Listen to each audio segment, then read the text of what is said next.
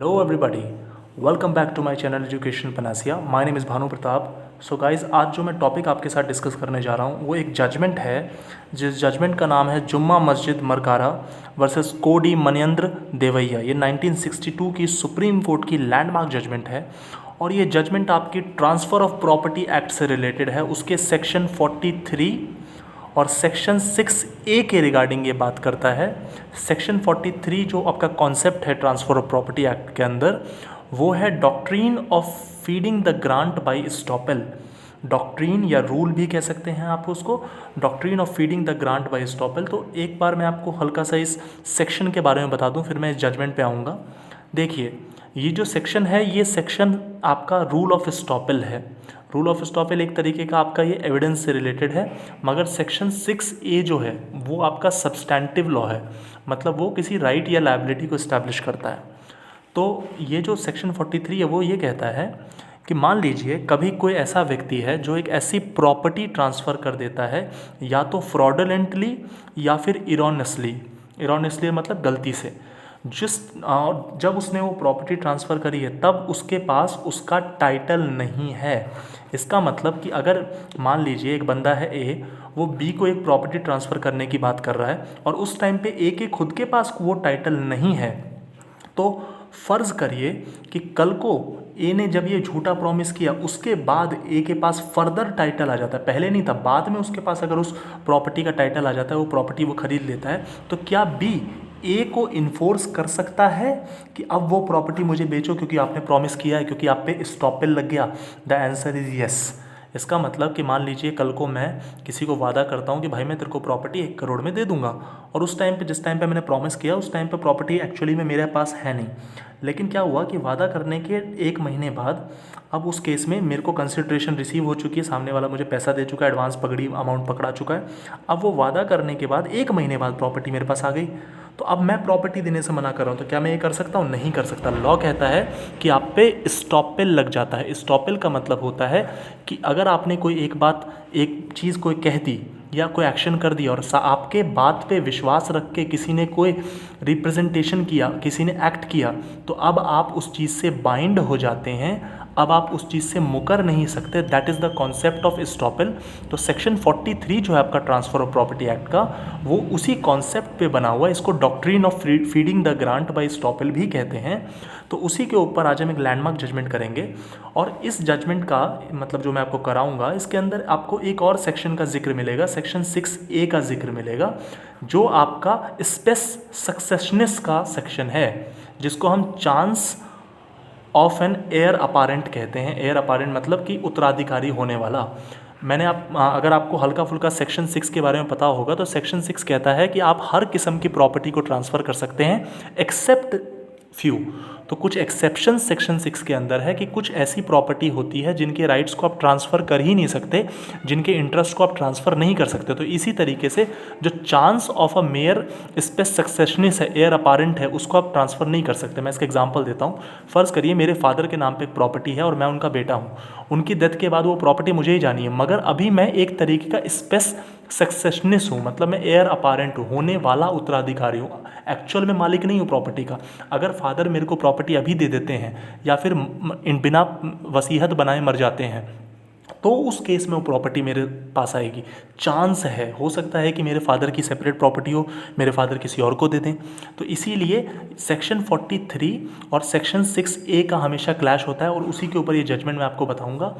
तो शुरू करते हैं जजमेंट ज़रा. इस जजमेंट में हुआ क्या कि 3 भाई हैं, ठीक है, ब्रदर 1, ब्रदर 2, ब्रदर 3. इन तीनों भाइयों ने मिलके एक साथ एक मोर्टगेज एग्जीक्यूट किया. ठीक है, इनकी एक जॉइंट फैमिली प्रॉपर्टी है, उसका एक इन्होंने मोर्टगेज एग्जीक्यूट किया. और किसके फेवर में किया? एक्स नाम के किसी बंदे के फेवर में. और ये साल है सन 1900. और उसके बाद इनके बीच में कोई डिस्प्यूट हुआ, जो उसके बाद मोर्टगेजी जो है एक्स, और ये सारे 3 भाई मोर्टगेजर हैं, जॉइंट मोर्टगेजर्स हैं. तो इनके बीच में एक सेटलमेंट हो गया कि 1900 से लेकर अगले 20 साल तक, मतलब अगस्त 1920 तक, 1900 से लेकर 20 साल तक, अगस्त 1920 तक ये प्रॉपर्टी मोर्टगेजी के पास ही रहेगी। मोर्टगेजी मतलब एक्स, इस प्रॉपर्टी को आप स्क्रीन पे देख सकते हैं, एक्स इस प्रॉपर्टी को होल्ड करेगा और उसके बाद ये वाली जो प्रॉपर्टी है 20 साल के बाद फैमिली को रिवर्ट हो जाएगी। मतलब जो जॉइंट फैमिली प्रॉपर्टी थी, जो तीन ब्रदर्स थे, उनकी फैमिली को वापस चली जाएगी। अब हुआ क्या, अब इस कहानी में कुछ नया पात्र जो आते हैं वो क्या है वो समझिए। ब्रदर 1 की एक वाइफ है, ठीक है चलिए, ब्रदर 2 की भी वाइफ है, ब्रदर 3 की मौत हो जाती है अनमैरिड, ठीक है, मतलब उसका कोई भी हिस्सा नहीं है, उसका कोई हिस्सा लेने वाला है ही नहीं। अब हुआ क्या कि इन 3 ब्रदर्स की एक सिस्टर भी है और उस सिस्टर के 3 ग्रैंडसन हैं। उस सिस्टर के कितने ग्रैंडसन हैं? 3 ग्रैंडसन हैं। और उसमें से होता कुछ यूँ है कि जब सारे भाइयों की मौत हो जाती है, कि ब्रदर 3 तो अनमैरिड ही मर गया था, अब ब्रदर 1 भी मर जाता है, ब्रदर 2 भी मर जाता है, तो टेक्निकली तीनों भाई की डेथ हो चुकी है। और ब्रदर 1 अपने पीछे अपनी एक विधवा छोड़ के गया, विडो। ब्रदर 2 भी अपने पीछे एक विधवा छोड़ के गया। तो अब फैमिली में कौन कौन बचा है वो समझिए। फैमिली में 2 विडो बची हुई है और इन 3 भाइयों की जो बहन थी ना, उन बहन के पोते बचे हुए हैं। कौन बचे हैं? पोते, मतलब ग्रैंडसन्स बचे हुए हैं। और ग्रैंडसन भी कुछ यूँ बचे हुए हैं कि एक ग्रैंडसन को 1/2 प्रॉपर्टी जाएगी, हाफ प्रॉपर्टी जाएगी, और बाकी 2 ग्रैंडसन को 1/4 प्रॉपर्टी जाएगी। तो इसका कॉमन सेंस यही कहता है कि अगर एक ग्रैंडसन को हाफ प्रॉपर्टी जा रही है, मतलब उस जो सिस्टर थे उसके 2 बेटे थे, सिस्टर के 2 बेटे थे, तो एक बेटे से उसको एक ही पोता हुआ और एक बेटे से उसको 2 पोते हुए। तो 2 पोते हुए, इसीलिए वो हाफ शेयर 1/4 हो गया, और क्योंकि एक बेटे से एक ही पोता हुआ इसलिए एक बेटे को हाफ शेयर मिलेगा, ठीक है। तो ये तो अभी तक आपकी फैमिली की कहानी हो गई। अब हुआ क्या कि ये जो प्रॉपर्टी थी इन विडोज़ के मरने के बाद, अभी तो देखो विडो जिंदा है, दोनों भाइयों की दोनों बीवियां जिंदा है, तो जब तक वो लोग जिंदा है तब तक तो प्रॉपर्टी वो विडो ही अपने हाथ में होल्ड करेंगी। मगर जब ही भी उन विडोज़ की डेथ हो जाएगी तो वो प्रॉपर्टी एक पोता ग्रैंडसन जो है उसको हाफ जाएगी। मान लेते हैं ए आपकी स्क्रीन पे लिखा हुआ है, बी को 1/4 जाएगी और सी को 1/4 जाएगी, ठीक है जी, चलिए चली जाएगी। तो टेक्निकली आप इनको देखें तो ये जो प्रॉपर्टी है ये स्पेस सक्सेशनिस्ट वाली प्रॉपर्टी ही है। कि स्पेस सक्सेशनिस्ट क्या है कि अब उस विडो के मरने के बाद वो जो उत्तराधिकारी है, एयर अपारेंट है, वो 3 पोते ही है ना, वो जो बहन थी उसके जो ग्रैंडसन थे वो 3 ग्रैंडसन ही स्पेस सक्सेशनिस्ट है। और अब कानून क्या कहता है, सेक्शन 6A कहता है कि स्पेस सक्सेशनिस्ट जो हैं, चांस जो एयर अपारेंट हैं, वो प्रॉपर्टी को ट्रांसफ़र नहीं कर सकते। वो वाला जो सेक्शन 6A के अकॉर्डिंग वो चीज़ अनट्रांसफरेबल है, क्योंकि सेक्शन 6 के अंदर जो एक्सेप्शंस लिखी हैं, जैसे पेंशन हो गया, जैसे right to mere right to claim maintenance हो गया, मेयर राइट टू सू हो गया, आपका chance of an heir apparent हो गया, ये सारी चीज़ें ट्रांसफ़र नहीं करी जा सकती हैं।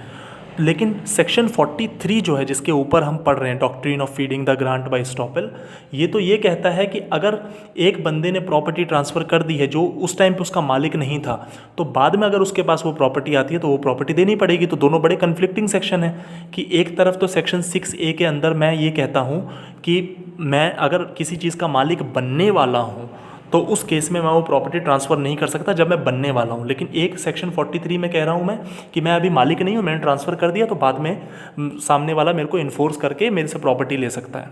तो अब ज़रा इस कहानी में जो जजमेंट है इसी के अंदर बढ़ते हैं। हुआ कुछ यूँ कि इन लोगों ने, जिनको प्रॉपर्टी मिलने वाली थी, इन लोगों ने इस प्रॉपर्टी को किसी को ट्रांसफ़री को, मतलब किसी को बेचने का सोच लिया, एक ट्रांसफ़री को, और ये सोच के कि चलिए अब इनके ट्रांसफरी को ये बता दिया गया, इन सारे लोगों ने मिलकर ट्रांसफरी को ये बता दिया कि हाँ जी प्रॉपर्टी अब हमारी ही है, हम इसके मालिक हैं। लेकिन एक्चुअली में ये उस टाइम उसके मालिक नहीं थे, क्योंकि जो 2 विडो बची थी उसमें से एक की मौत तो हो चुकी थी मगर एक विडो अभी भी जिंदा थी। तो टेक्निकली मैंने आपको क्या बताया था कि जब तक एक भी विडो जिंदा है तब तक किसी और के पास प्रॉपर्टी को पोजेस करने का राइट नहीं है। तो इसीलिए जब तक एक विडो जिंदा है तब तक वो जो 3 ग्रैंडसन हैं वो प्रॉपर्टी को ट्रांसफ़र नहीं कर सकते। तो इसका मतलब जब उन्होंने प्रॉपर्टी को ट्रांसफ़र किया किसी ट्रांसफरी को, तब उनके पास टाइटल था ही नहीं, राइट था ही नहीं, इसीलिए सेक्शन 43 एप्लीकेबल हो गया। अब सवाल, अब खेल देखिए कैसे बदलेगा। सवाल ये आया कि इस मतलब जो वाइफ थी, जो वाइफ अभी ज़िंदा थी, उसने कोर्ट में केस किया कि आपने ट्रांसफ़र कैसे कर दिया, ग्रैंडसन्स के खिलाफ केस कर दिया। तो जो सबॉर्डिनेट कोर्ट थी, जो डिस्ट्रिक्ट कोर्ट थी, जो जुडिशियल कमिश्नर था, सब ने उस वाइफ का जो विडो की आर्गुमेंट मानी। लेकिन जब सेकंड अपील जुडिशियल कमिश्नर के पास हो रही थी, उससे पहले वो जो इकलौती बची हुई विडो थी उसकी भी डेथ हो जाती है। और उसके बाद अब टेक्निकली वो प्रॉपर्टी वो 3 ग्रैंडसन के हाथ में ही आ गई। अब हुआ क्या कि जैसे ही ग्रैंडसन के हाथ में, क्योंकि सेकंड अपील से पहले जैसे ही विडो मरी तो कानून तो यही था कि जैसे ही विडो मरेगी तो 3 ग्रैंडसन में से एक को 1/2 मिल जाएगा, एक को 1/4 मिल जाएगा, एक को 1/4 मिल जाएगा। तो अब उस केस में जो ट्रांसफरी था, जिसको प्रॉपर्टी ट्रांसफ़र करने का वादा किया जा चुका था for a consideration, for a amount, for a purpose, for a money, तो उसने बोला भैया मुझे तो दो मेरी प्रॉपर्टी, जो पत्ता है, पत्ता मतलब जो टाइटल है, जो राइट्स हैं, वो मेरे नाम पे ट्रांसफ़र करो, पत्ता मेरे नाम पे भेजो, क्योंकि अब विडो तो मर चुकी है। उसी बीच में एक ये जो केस है ना जिसके नाम पे जुम्मा मस्जिद, ये लोग आ गए बीच में, जुम्मा मस्जिद मरकारा, इन्होंने बीच में इंटरफेयर किया और इन्होंने एक नई ही कहानी बता दी। बोला कि वो जो विडो अभी मरी है ना लास्ट में, वो विडो तो हमारे नाम पे गिफ्ट डीड करके गई थी, पॉइंट नंबर 1। पॉइंट नंबर 2, यहाँ जो 3 ग्रैंडसन है उसमें से जो सबसे बड़ा ग्रैंडसन है जिसके पास हाफ प्रॉपर्टी है, उसने भी अपने हिस्से की प्रॉपर्टी हमें दे रखी है, क्योंकि हमने उसे 300 रुपये दिए हैं। इसका मतलब ये हुआ कि जुम्मा मस्जिद बीच में आई, जुम्मा मस्जिद ने इंटरफेयर किया और एक नई ही कहानी बता दी कि साहब देखिए, पहली बात तो वो जो विडो है, वो विडो प्रॉपर्टी हमें गिफ्ट डीड के थ्रू ट्रांसफ़र करके गई है। दूसरी चीज़ कि ये जो 3 ग्रैंडसन है, इसमें से जो पहले वाला जिसके पास हाफ शेयर जाने वाला था प्रॉपर्टी का, इसने अपने हिस्से की प्रॉपर्टी हमें दे दी है। तो रेवेन्यू अथॉरिटीज़ जो थी उन्होंने जुम्मा मस्जिद का क्लेम तो रिजेक्ट मार दिया, मगर और ट्रांसफरी का जो पोजीशन था, जो ट्रांसफरी के पास प्रॉपर्टी थी, उसके पोजीशन को अपहेल्ड कर दिया।